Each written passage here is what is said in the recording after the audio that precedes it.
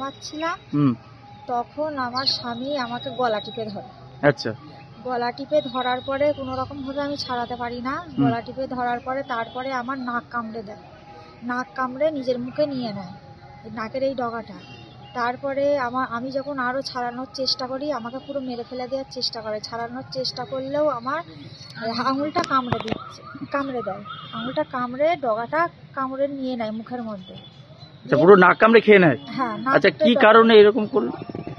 আমি জানি না কি কারণে করেছে, কেননা আমি ঘুমাচ্ছি। কোনো অশান্তি ছিল? কোনো অশান্তি নেই, কোনো ঝামেলা নেই, কোনো কিছুই ছিল না।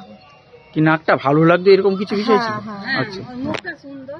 আচ্ছা, মুখটা সুন্দর। হ্যাঁ, তার জন্য ও প্রায় দিনই বলতো যে নাকটা ভালো। হ্যাঁ, নাকটা ভালো, তোর নাক মুখে অ্যাসিড ঢেলে দেবো, নাকটা হচ্ছে কি যে উপড়ে দেবো, এরকম বলতো। আমি প্রায় দিনই নেশা করে থাকলে আমার গলা টিপে ধরে মারার চেষ্টা করতো।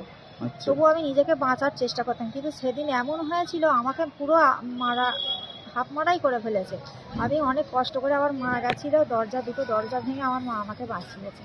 কোথায় বাড়ি আপনার? আমাদের বাড়ি হচ্ছে বেরপাড়া, কলমদারির মোড়। বেরপাড়া করবেন। আপনার স্বামীর নাম কি? বাপন শেখ। অভিযোগ জানিয়েছিলেন?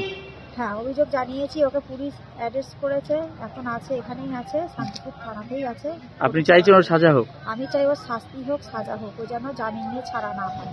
রাত্রি তখন 3টে বাজে, তখন তো রাতে সবাই ঘুমায়, যে যার ঘরে, আমিও ঘুমাই প্রতিদিনকার মতন। সেদিনকেও রাতে ঘুমিয়েছি।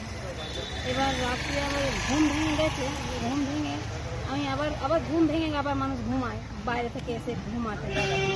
আর ওর দেখি ঘর থেকে চিৎকার আসে, আর ও ঘর জামাই থাকে, ওর জন্য পাশাপাশি যে চিৎকার আসে, মা তুমি আমাকে বাঁচাও, মা তুমি আমাকে বাঁচাও। আমি যেভাবে মেয়ের গলা দিয়ে, আমি দরজা দেওয়া আছে, দরজা বলছে আমার খোলার পরিস্থিতি নেই মা, আমাকে বাপন চেপে ধরেছে, গলা টিপে ধরেছে মা। মানে ও কথা বলছে, মানে এত কষ্ট হয়েছে।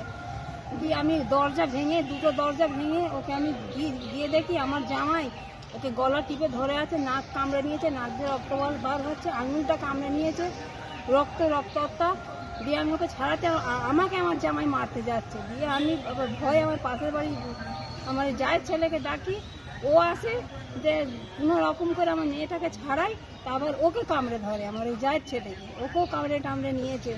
দিয়ে কোনো রকম ছাড়িয়ে মেয়েটা মানে আধমরা করেই দিয়েছে। এমনি ও বলেছিল যে তোকে আমার মানে তোর মুখটা, তোর নাকটা আমার খুব সমস্যা হয়, মানে আমার মেয়েটা একটু সুন্দর, আমার জামাই অতটা নয়, মানে প্রেম করলে ভালোবাসা করলে যা হয়। কিন্তু এদের আজকে বলে নাই, 9টা বছর বিয়ে হয়েছে, এরা শুধু অশান্তি। আমি ঠেকিয়ে দিই, পাড়ার লোকে আসে ঠেকিয়ে দেয়, এই ঠেকাতে পাড়ার লোকের আমরা কৃতজ্ঞ হয়ে গেছি। তোদের সবসময় অশান্তি হয়, তুই ছেড়ে দে, ওই স্বামী নিয়ে ঘর করিস না।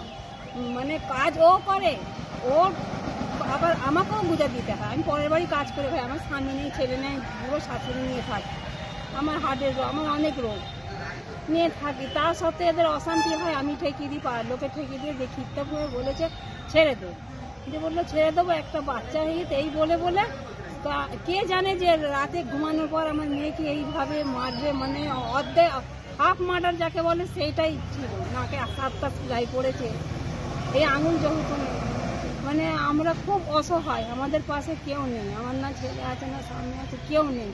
একটা অসহায় কেরম করেছে, তার বিচার তো মানে করা থেকে করা শাস্তি, তাকে শাস্তি দিতে হবে, এই আমার বলা। মানে আমার বলার আমার মুখ দিয়ে কথাও বেরোচ্ছে। থানা অভিযোগ করেছেন? হ্যাঁ, থানা অভিযোগ করেছেন? হ্যাঁ, অভিযোগ করেছি, ওকে এখন ধরে এনেছে, কিন্তু এখন ওকে ছাড়ানোর জন্য সবাই ব্যতিব্যস্ত হচ্ছে। মানে ওর মা, ওর বোনরা এমন ক্রিটিক্যাল, ওরা মানে ওরা এত ঝগড়া করতে পারে, এত বানাতে পারে, মা বোন ওরা, মানে ওদের মানে ধারণা নেই। ওর ননদ কতবার ওকে মেরেছে, মা ও মানে শাশুড়ি ওকে মেরেছে, তাও আমরা বলেছি ঘর কর। আমরা জানতে পারিনি যে ও মানে এরকম হবে, মানে কোনো কেউ চায় না যে একটা সংসার ভাঙে, সেই হিসেবে ওকে এতদিন বলেছি ঘর কর, সেই হিসেবে করে। তার মধ্যে আমার মেয়েকে যে সেদিনকে ওইভাবে করবে, যদি জানা থাকতো আমি কবেই ছাড়িয়ে নিতাম।